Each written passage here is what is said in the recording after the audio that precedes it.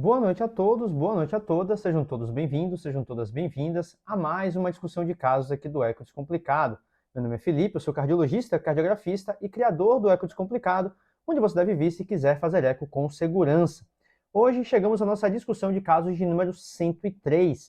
Sim, estamos há 103 semanas consecutivas discutindo a cardiografia todas as terças-feiras às 8 horas da noite. Então, se você está chegando agora, não deixe de se inscrever no canal e assim ser notificado sempre que a gente estiver publicando conteúdos novos.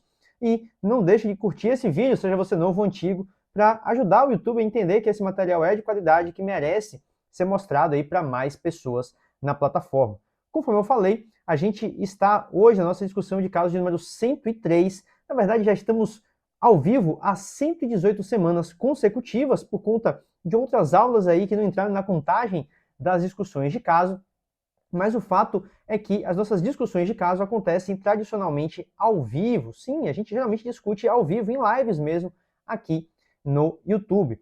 Hoje, em especial, você deve ter percebido que, embora essa transmissão tivesse um horário para começar, a gente não está exatamente ao vivo, né? Na prática, hoje eu estou fazendo questão de trazer para vocês aí essa transmissão já gravada, uma fake live, como alguns gostariam talvez de dizer aí.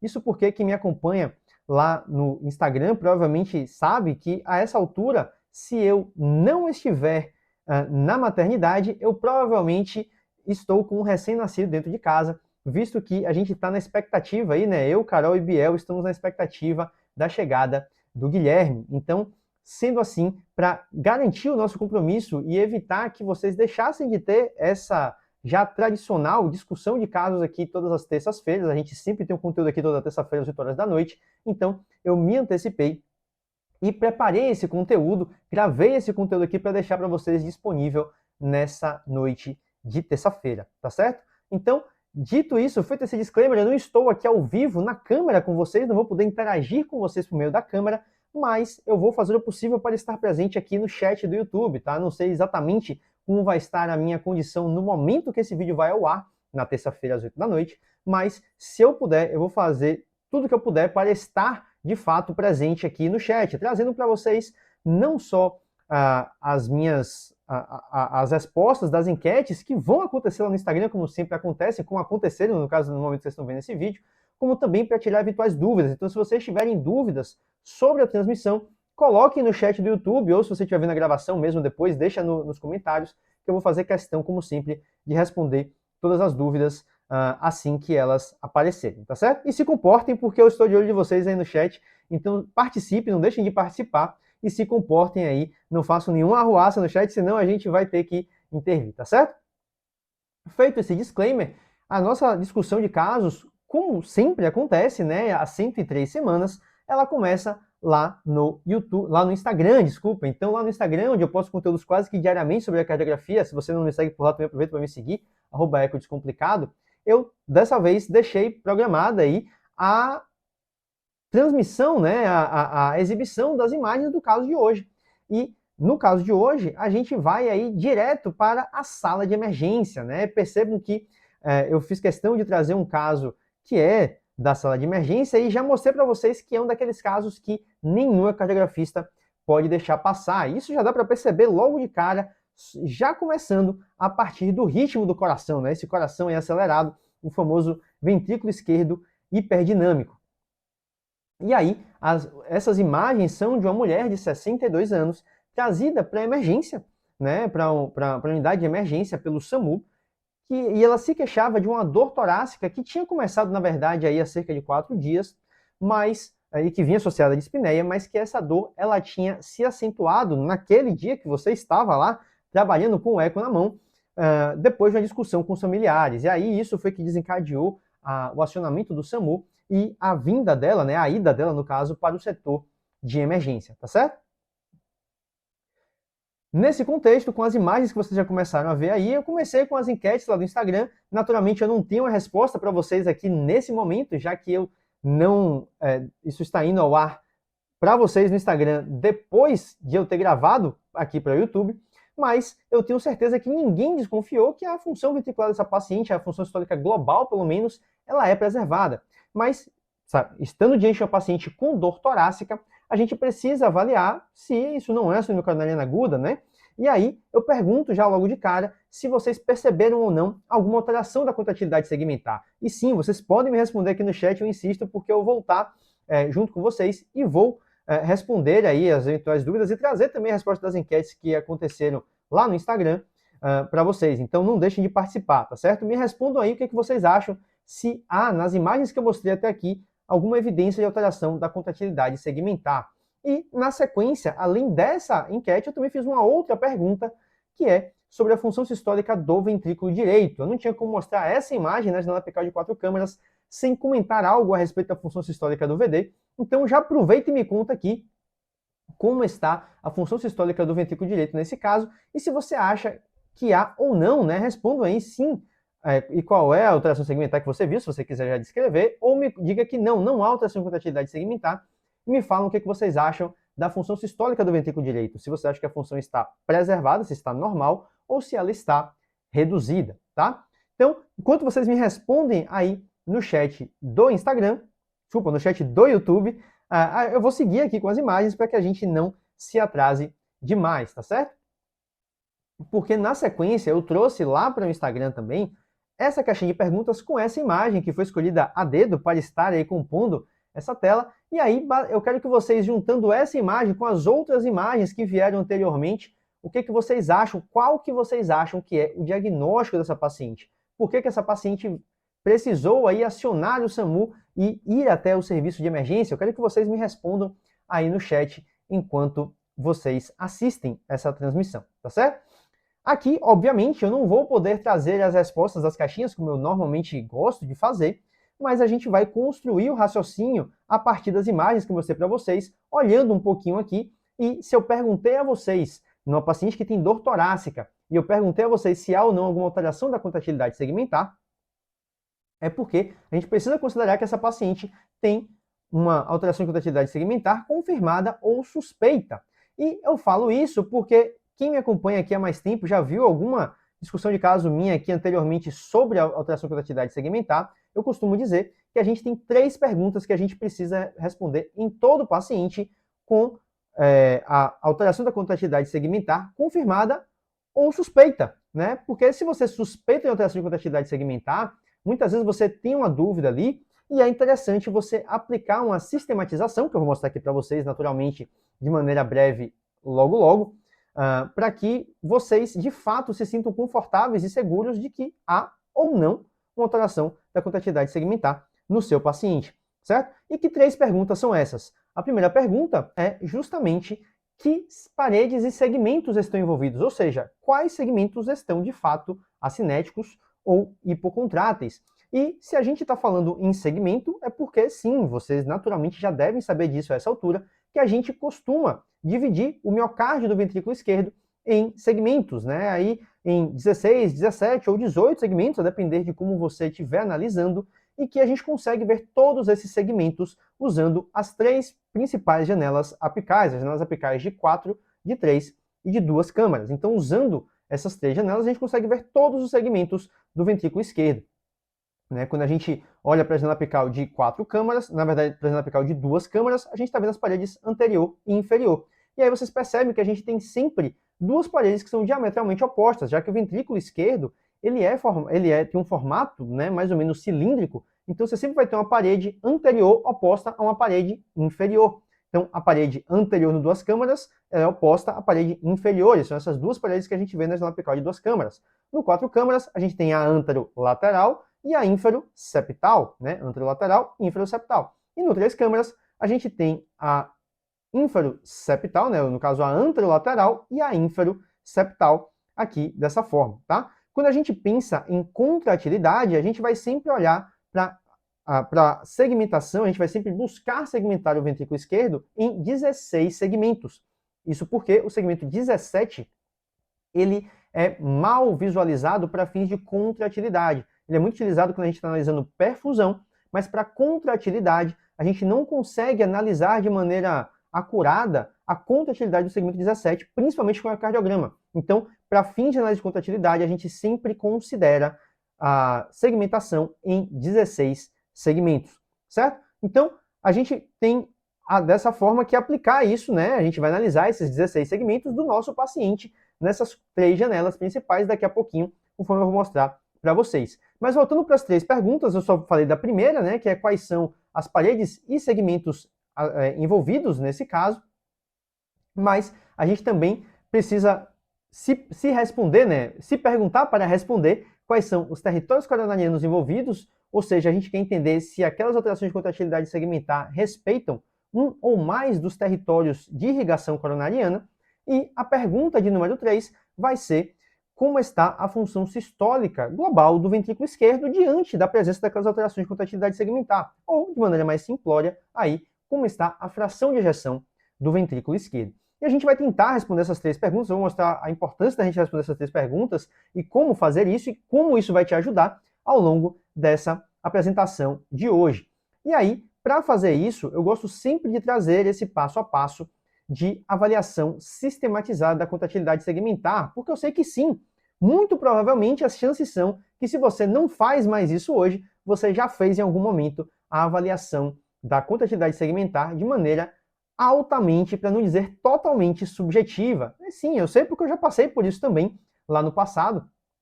E eu sei que a maioria dos colegas não dispõe de ferramentas para fazer essa avaliação de maneira objetiva.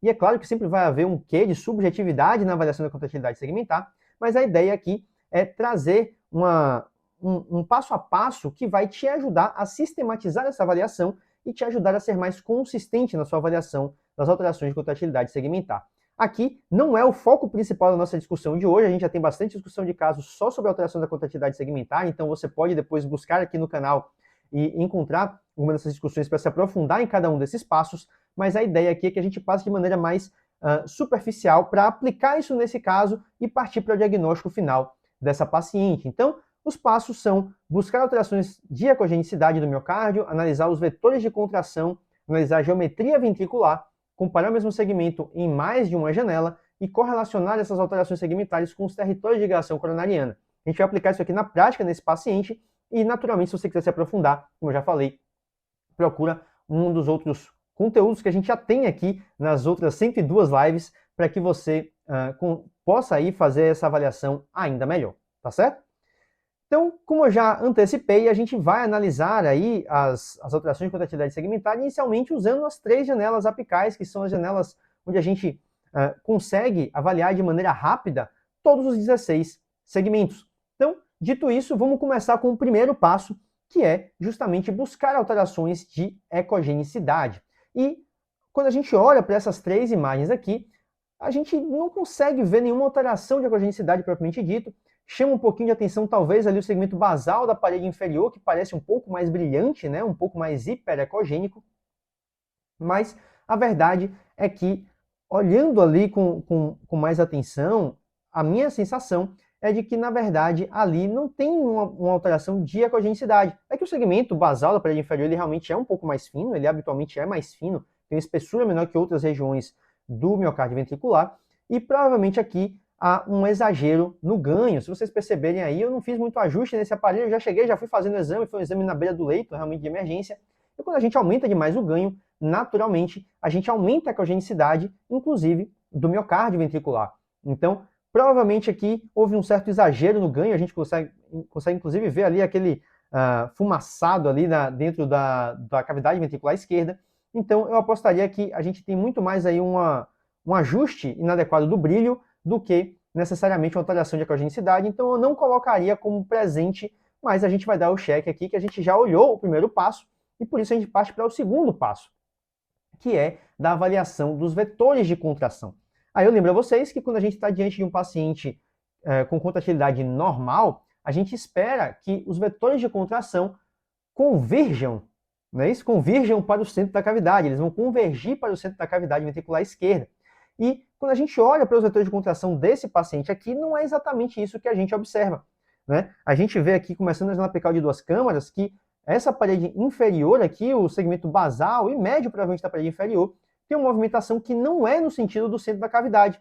Então, denotando aí que provavelmente há uma alteração segmentar nessa região. Assim como quando a gente olha para a janela apical de 3 câmaras, quando a gente olha para 3 câmaras ali, a gente também vê que os segmentos médio e basal da infralateral não parecem convergir para o centro da cavidade ventricular, destacando de que provavelmente a gente está sim diante de alteração de contratividade segmentar também naquele território. E aí, no 4 câmaras, embora a gente veja ali as paredes quase que se tocando, eu acho que aquele segmento basal ali, principalmente, e talvez o médio também do septo inferior, nesse caso, né, a parede inferoseptal, parecem contrair um pouquinho pior do que a parede lateral, então eu talvez ali diria que parece que, embora não seja uma alteração tão marcante quanto das outras janelas, me parece que tem alguma coisa errada ali com aquela região da parede inferoseptal, tá certo? Então, analisado aqui os vetores de contração, a gente passa para o terceiro passo, que é muito ajudado pelo segundo passo, que é a avaliação da geometria ventricular. E aqui, quando eu falo em geometria ventricular, eu não estou querendo fazer referência àquela análise de hipertrofia concêntrica, excêntrica, remodelamento concêntrico, não é nada disso.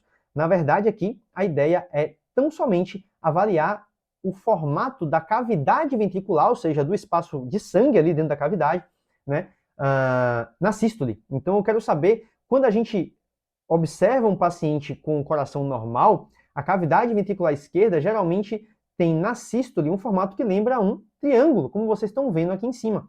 Mas, quando a gente tem alteração de contratividade segmentar, geralmente esse triângulo ele não é formado. E nesse caso aqui, eu não acho que a gente tem um triângulo. Para mim, realmente me chama a atenção que, diante desses vetores alterados de contração, esse triângulo acaba não se formando. E para mim aqui, o que a gente tem é uma cavidade ventricular que me lembra muito o formato de uma letra C.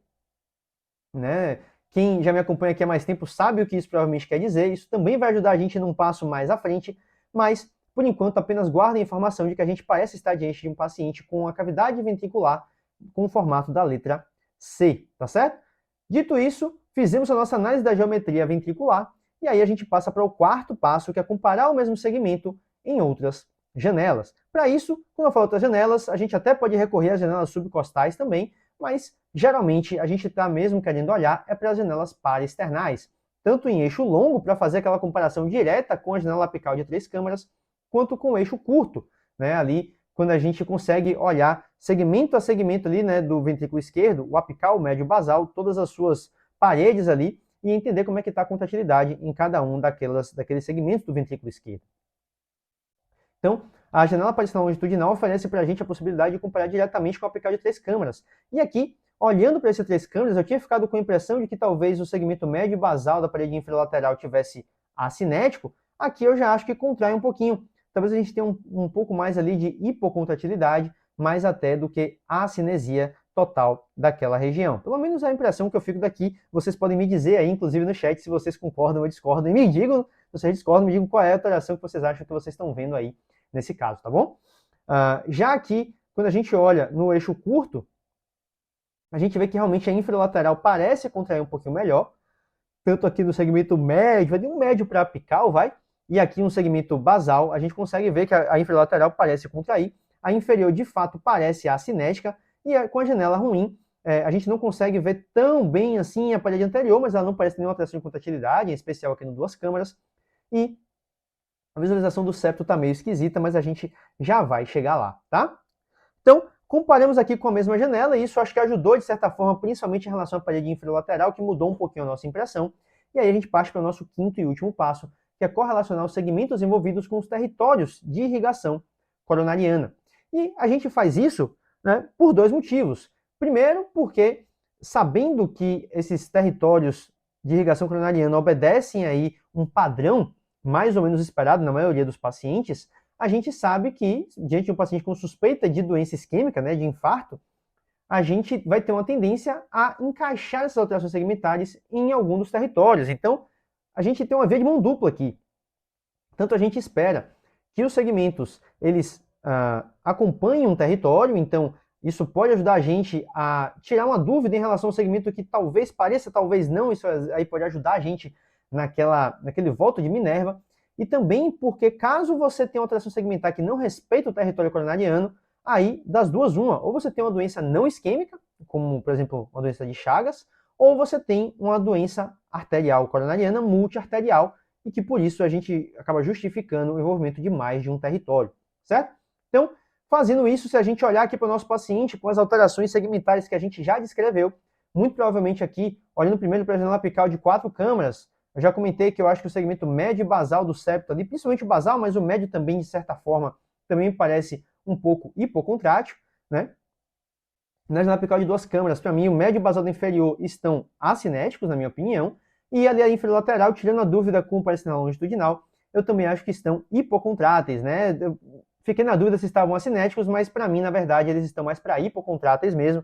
Então, dito isso, a gente fica mais ou menos desse jeito, independente de acinesia ou hipocontratilidade, o que a gente tem, né, olhando para esse quadro, para essa pesquinha que eu trago da diretriz, a gente percebe que esse padrão de irrigação coronariana obedece à distribuição da artéria coronária direita. Então, a gente provavelmente estaria aqui diante de um paciente com infarto inferior, certo? Um infarto de artéria coronária direita. E quando a gente fala na letra C, né, quando a gente observa esse formato do ventrículo em formato de letra C, a gente deve sempre lembrar o C de coronária direita, porque sim, há uma correlação muito próxima entre observar essa cavidade ventricular em formato de C e a presença de lesão em coronária direita, sugerindo uma doença isquêmica nesse território. Então, aí fica para vocês essa dica prática aí que pode ajudar vocês a identificar também de maneira mais rápida qual que é o território envolvido e buscar alterações segmentares naquela região, se você observar esse formato de cavidade ventricular na sístole em forma de C, tá bom?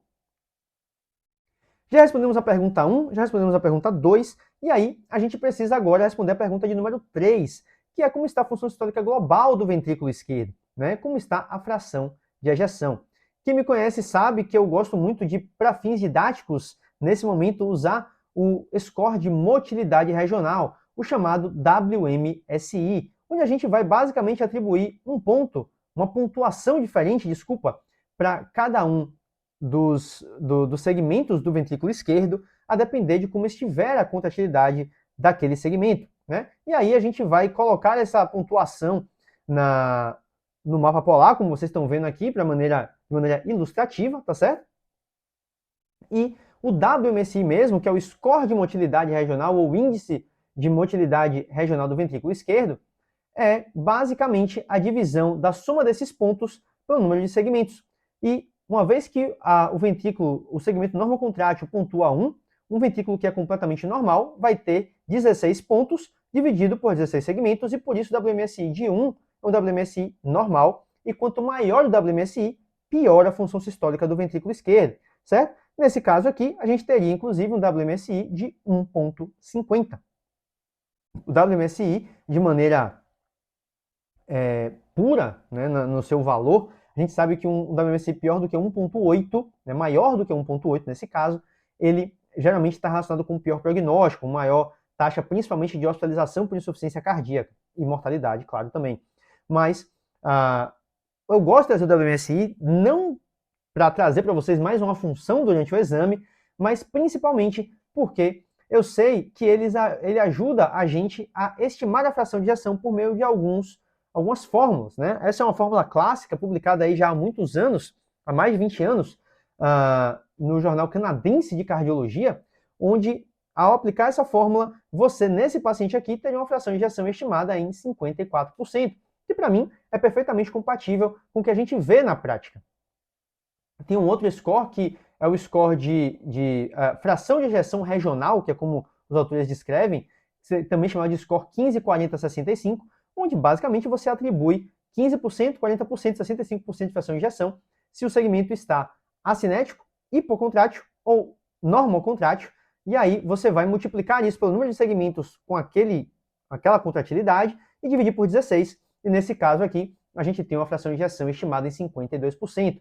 Ambas, então, compatíveis com a impressão subjetiva de uma função sistólica global preservada, apesar das alterações de contratilidade segmentar. Nesse caso aqui, feito à beira do leito, eu não fiz o método de Simpson, foi um caso de emergência, né, naturalmente, mas aqui a ideia foi trazer para vocês essa possibilidade e responder essa nossa terceira pergunta, né? Conseguimos, assim, responder a nossa terceira pergunta, como está a função sistólica global do ventrículo esquerdo, e mostrando uma maneira de você não necessariamente aplicar isso todos os dias, em todos os casos, mas principalmente ter uma contraprova aí do seu método de Simpson. Se você fez o Simpson, ficou na dúvida se aquele Simpson está adequado ou não, compare ele com o WMSI. Se você tiver eles batendo, muito provavelmente a sua fração de injeção por metro de Simpson está adequada, não deve ter nenhum problema com ela e vice-versa, tá?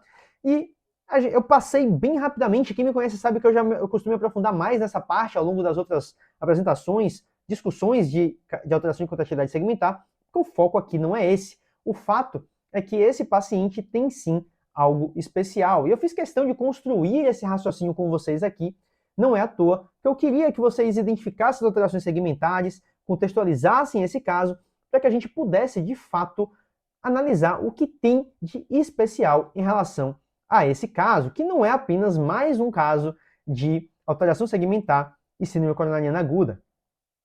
Vocês devem saber aí, vocês devem ter ouvido falar, imagino eu, porque não faz nem 30 dias, não faz nem bem 30 dias, que a gente teve o nosso curso gratuito Eco na Emergência, o curso feito aqui no Eco Descomplicado para trazer mais segurança para quem faz a avaliação de pacientes na sala de emergência. E na primeira aula do mini curso gratuito, a gente discutiu justamente os 5 maiores erros na avaliação de pacientes com infarto agudo do miocárdio. E dentro desses 5 erros, o erro de número 3 foi justamente você fazer a avaliação de pacientes com infarto agudo do miocárdio, seja ele confirmado ou suspeito, e não buscar ativamente por complicações relacionadas a esse infarto. Porque sim, o ecocardiograma tem um papel central no diagnóstico e avaliação das principais complicações relacionadas ao infarto, em especial as complicações mecânicas. E aqui eu estou falando principalmente da comunicação interventricular, a CIV pós-infarto, da rotura de parede livre e também, por que não, da rotura de cordoalha e insuficiência mitral aguda de etiologia isquêmica. Cada um aí com sua particularidade, claro, mas quando a gente pensa no cenário das complicações mecânicas relacionadas ao infarto, a gente tem uma boa e uma má notícia. A boa notícia é de que a incidência dessas complicações vem caindo conforme a terapia de reperfusão foi desenvolvida e implementada em larga escala, né? Cada vez melhor aí o acesso aos serviços de saúde e principalmente ao serviço de reperfusão de emergência. Isso vem permitindo a redução da incidência das complicações mecânicas, que são evitadas em larga escala pela reperfusão precoce, né? Mas, apesar de tudo isso, uma vez instalada uma complicação mecânica, infelizmente, a gente tem ainda uma letalidade extremamente alta e que pouco se alterou aí nas últimas 3 ou 4 décadas. Então, a não ser pela CIV pós-infarto, representada aqui pela linha cinza, onde a gente teve uma certa melhora no prognóstico ao longo das décadas, as outras complicações basicamente mantêm níveis de mortalidade tão elevados quanto 80% a 90% dos pacientes. Então, realmente aqui a gente precisa entender que o eco, ao identificar essas patologias, ele vai não só impactar diretamente na condução do caso, isso é um fato, como também vai encontrar um dos grandes fatores prognósticos, né? Você encontrar complicação mecânica coloca esse paciente em um altíssimo risco de óbito na internação, né? Naquele evento, tá bom? Então, só para não deixarem de conhecer, né? Faço questão de trazer aqui algumas imagens. A rotura de parede livre acontece aí, talvez a complicação mais comum dessas que eu trago para vocês, acontece aí em meio até 2,7% dos pacientes e geralmente ela acontece em infartos envolvendo a circunflexa e se apresenta, via de regra, agudamente como um derrame pericárdico, né? Um derrame pericárdico ali que geralmente não é de grande monta, mas que leva à repercussão hemodinâmica, já que ele acontece de maneira aguda e com acúmulo de líquido de maneira rápida. No paciente que é sortudo o suficiente para resistir a essa rotura de parede livre, ele cronicamente vai evoluir com a formação de um pseudoneurisma, que tem também o seu risco, não só de fazer um trombo com tanto contraste espontâneo e, consequentemente, um evento embólico, geralmente o AVC, mas também de ter uma rotura desse pseudoneurisma e com um óbito, né, praticamente um risco de morte súbita. Então, aqui, complicações que a gente deve estar atento. Já a regurgitação mitral por rotura de papilar, né, que é um evento dramático do ponto de vista hemodinâmico, principalmente, e clínico, ele é mais raro um pouquinho, 0,26% dos infartos com supra de segmento ST, e, como eu falei, costuma ser um quadro clínico dramático, onde a gente precisa ficar muito atento a jatos excêntricos, porque é comum a excentricidade do jato, jatos bem direcionados para as paredes do ato esquerdo, que às vezes não chamam tanta atenção como jatos mais centrais, e que podem ser de baixa velocidade por conta de uma insuficiência mitral tão aguda. Então o Doppler colorido às vezes não emociona tanto, tá certo? Mas uma complicação também extremamente grave. E aqui lembrando que eu estou falando de rotura de papilar, que é um fato mais específico. A insuficiência mitral isquêmica amplo senso, né? Ela é um pouco mais comum do que isso, aí a complicação talvez mais comum, que vai chegar aí na casa dos 8, quase 10% dos pacientes, certo? E por último, a gente tem a CIV, a comunicação interventricular, que também acomete cerca de 0,2% dos pacientes e que pode acontecer principalmente aí como resultado de um infarto anterior, né, onde a gente tem aquela CIV geralmente na região apical e que é comum a gente precisar, inclusive, recorrer a janelas alternativas para enxergar realmente aquela CIV que pode ficar meio escondida dentro de um grande aneurisma ali do ventrículo esquerdo em alguns pacientes, né? Então, é importante essa busca ativa pelas complicações, especialmente se você vê um fluxo anormal dentro do ventrículo direito, mas não é só o infarto anterior que leva a CIV, o infarto inferior também leva, em alguns pacientes, ao desenvolvimento de uma comunicação interventricular, geralmente ali naquela porção basal do septo inferior, ali meio que desligando o septo da parede que uniria ali, né, o ventrículo esquerdo e o ventrículo direito, desconectando ali o septo daquela região e permitindo esse grande fluxo de sangue através daquela comunicação. Né? Então a gente tem essas manifestações. O infarto anterior também pode dar uma CIV mais basal, só que ela vai acometer principalmente o septo anterior, né, e nem tanto o septo inferior, mas é mais incomum. O mais comum mesmo é a gente ver a CIV apical pós-infarto, né, que naturalmente a CIV apical no infarto anterior e a CIV mais basal nos infartos inferiores, né? E aí, quando a gente olha para essa imagem do infarto, desculpa, da CIV pós-infarto inferior, a gente começa a entender melhor as imagens do nosso paciente, né? Então, sim, a gente está aqui diante de um paciente que o septo não está estranho, não. Ele está faltando mesmo, o septo inferior aqui, ele está desconectado da parede do ventrículo esquerdo ali, e do ventrículo direito também, né? Por que não? Com uma ampla comunicação interventricular aqui entre os ventrículos esquerdo e direito, aqui no segmento médio do ventrículo esquerdo, aqui o segmento basal, né, com a válvula mitral abrindo ali. E quando a gente joga o Doppler colorido, embora não seja tão exuberante e tão bonito como esse caso de exemplo que eu trouxe para vocês aqui, mas a gente consegue perceber que sim, há um fluxo direcionado aqui da esquerda para a direita nesse paciente, denotando a grande CIV. E percebam como esse diagnóstico ele pode ser desafiador, né? Pode ser difícil você flagrar essa alteração ali, aquele fluxo, mas o bidimensional aqui não mente e a gente vai naturalmente recorrer a diversas janelas, a diversas modificações ali. Aqui um corte um pouquinho diferente, indo do ápice até o segmento basal e médio ali, mostrando como essa CIV aparece ali de repente, naquele fluxo do lado esquerdo para o lado direito do coração, que não deveria estar ali acontecendo.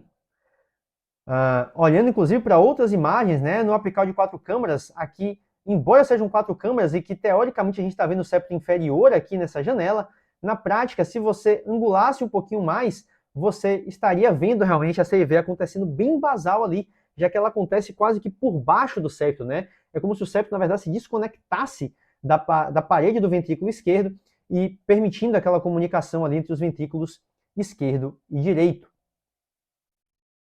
E aí, nas janelas subcostal, assim como foi no outro paciente com a CIV anterior, que eu mostrei para você no exemplo ali, aqui também a gente consegue observar em maior riqueza de detalhes. E a gente consegue ver não só a CIV, como a gente consegue perceber que, diferente das CIVs apicais, nas CIVs mais basais, nas CIVs relacionadas a infartos inferiores, a gente costuma ter um trajeto que ele é menos orificial, menos circular, e ele é mais serpinginoso, ou seja, ele é mais irregular. Ele é quase como se ele fosse dissecando o septo e não abrindo um buraco mesmo ali naquele septo, tá? E isso é uma característica importante, principalmente porque vai ter impacto no tratamento. Esses são CIVs que são muito difíceis de serem fechadas de maneira percutânea, justamente pela complexidade do defeito. Não são impossíveis de serem fechados, mas definitivamente atrapalham bastante e diminuem e muito a probabilidade de você conseguir um reparo percutâneo adequado nesses casos. Aqui, para não deixar de trazer para vocês algumas informações importantes epidemiológicas sobre essa patologia, né? Essa é uma grande coorte de pacientes com CIV avaliados para cirurgia cardíaca, e eu não vou trazer toda essa tabela para vocês, mas a ideia é só destacar o que a gente já sabe da literatura de maneira mais objetiva, que as CIVs apicais ou anteriores são mais comuns do que as CIVs relacionadas a infartos inferiores, embora não seja um número desprezível, né? A gente tem aí uns 30% mais ou menos de pacientes que têm essa CIV, 30% a 40% que tem uma CIV que é basal, inferior, então não é um número desprezível, mas a CIV apical anterior ela é mais comum, tá certo? E as características clínicas e hemodinâmicas dessas duas comunicações interventriculares, elas são diferentes, né? Aqui, naturalmente, elas são muito diferentes da CIV congênita, óbvio. A CIV congênita, o paciente ele vai ter um longo tempo de adaptação àquela comunicação, então aqui é um cenário completamente diferente, é uma comunicação que surge agudamente entre os ventrículos esquerdo e direito. E com isso, aqui a gente tem uma chance muito grande de um impacto hemodinâmico imediato, inclusive com choque cardiogênico em muitos pacientes. Aqui com a intenção de mostrar para vocês as diferenças entre os tipos de CIV pós-infarto, que são todos pós-infarto. Percebam que, conforme eu já comentei, nas CIVs mais relacionadas a infartos inferiores, a gente costuma ter trajetos mais complexos ou serpinginosos, e nas CIVs relacionadas aos infartos inferiores, a gente costuma ter um pouquinho mais de significado hemodinâmico daquela CIV propriamente dito, e o comprometimento hemodinâmico, ele também é mais importante, ele acaba sendo mais importante nos infartos anteriores em muitos casos, porque esses infartos inferiores anteriores, embora a CIV não seja tão grande, os infartos são piores, né? O ventrículo esquerdo fica pior, então a gente, por isso, acaba tendo um comprometimento, uma instabilidade hemodinâmica, às vezes maior, nos infartos anteriores e CIVs anteriores, apesar de CIVs que geralmente não são tão grandes assim, tá? Mas, de qualquer forma, quando a gente pensa em CIV inferior, um detalhe importante é lembrar que é extremamente comum a presença de disfunção do ventrículo direito, com ou sem disfunção do VE associado. Lembrando bastante o caso da nossa paciente, né? A gente tem aqui uma paciente que tem sim o envolvimento do ventrículo direito, respondendo já a minha pergunta que eu fiz lá no início da apresentação. Essa paciente tem um comprometimento do ventrículo direito que tem dois motivos, né? O primeiro deles é que, sendo um infarto inferior, a gente precisa olhar para V3R e V4R. Nesse caso, foi feito o traçado V3R e V4R e a gente consegue observar aqui que sim, havia um supra ali de ventrículo direito, então essa paciente tinha um infarto inferior associado, de VD associado ao infarto inferior e a CIV que a gente já documentou, certo? E não só isso, essa paciente também tem uma disfunção ventricular direita que decorre da sobrecarga pressórica aguda sobre o ventrículo direito, pressórica e também volêmica, né, de volume, porque sobrecarga volumétrica, já que você tem muito sangue voltando do ventrículo esquerdo para o ventrículo direito ali e submetido a um regime de alta pressão, que é o do ventrículo esquerdo, isso aí prejudica ainda mais um ventrículo que já fica prejudicado pelo infarto. E nesse caso aqui, conforme já era esperado, com essa documentação eletrocardiográfica e ecocardiográfica, a gente tinha aí uma coronária direita ocluída, bem proximal ali, né? Praticamente em cima do marginal, do ramo marginal direito ali, e justificando justamente essas alterações de contratividade do ventrículo direito, a grande disfunção do ventrículo direito, a alteração segmentar em parede inferior, com a evolução para uma comunicação interventricular. Essa foi a discussão de caso de hoje, a discussão de caso de número 103. Eu espero de coração que vocês tenham gostado. Eu peço desculpas por não poder estar fazendo ela ao vivo, como de costume, mas ainda assim eu acho que melhor é a gente honrar com o nosso compromisso e estar aqui garantindo para vocês um conteúdo com um caso interessante, que nesse caso particular, a ideia foi muito mais trazer para vocês um caso ilustrativo, para que vocês vejam isso e que vocês possam, quando se depararem com um caso parecido com esse novamente, poder aí de fato fazer esse diagnóstico, né, sem grandes dificuldades, e para que, claro, a gente pudesse honrar com o nosso compromisso e trazer para vocês um pouquinho aí de conhecimento sobre essa complicação mecânica pós-infarto, tá certo? Que, conforme eu comentei no começo da apresentação, toda cardiografista tem a obrigação de saber diagnosticar, tá certo? Se você gostou desse vídeo, não deixe de curtir, espero que você tenha curtido esse vídeo, e se você quer conhecer um pouco mais sobre o curso de cartografia do Eco Descomplicado, a comunidade do Eco Descomplicado, eu convido você a clicar no link que está aqui na descrição do vídeo, onde você vai conhecer um pouquinho mais sobre o nosso curso e deixar o seu nome na lista de interessados. E assim, a gente, quando tiver uma oportunidade, uma das turmas, aí, uma nova turma abrindo para entrar no curso, alguém do nosso time comercial pode entrar com você, em contato com você e te oferecer, né, de repente, faz sentido para você conhecer o curso e fazer parte da comunidade do Eco Descomplicado junto com a gente, tá certo? Me despeço por aqui, muito boa noite a todos e eu vejo vocês na próxima terça-feira às 8 horas da noite. Não sei se já ao vivo ou não, mas certamente o nosso compromisso será honrado e próxima terça-feira vai ter sim mais uma discussão de caso aqui com vocês, tá certo?